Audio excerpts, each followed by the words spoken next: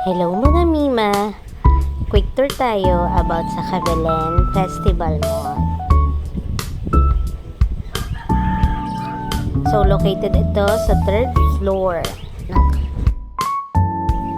So, dito sa area na to, ayan yung station for drinks like coffee and juice, sagot gulaman. Sa kabilang table, nandito naman yung mga main course.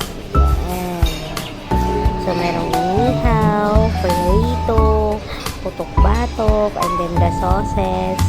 Pagpunta mo sa kabila, nandito naman yung mga lutong ulam, pansit, paella, dinuguan, kare-kare, may kuhol, may kanin, may sisig, may kangkong chips, tapos make your own salad.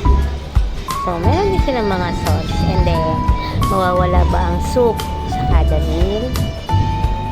Dito sa part na to, ito naman yung dessert o yung panghimagas like puto, nilagang saging, make your own halo-halo, scramble, may chocolate fountain din sila, at saka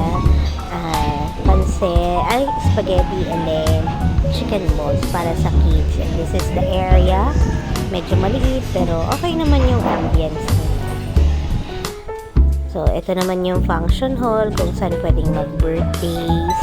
And ang nakuha naming price is 598 pesos. Yun lang. Bye-bye!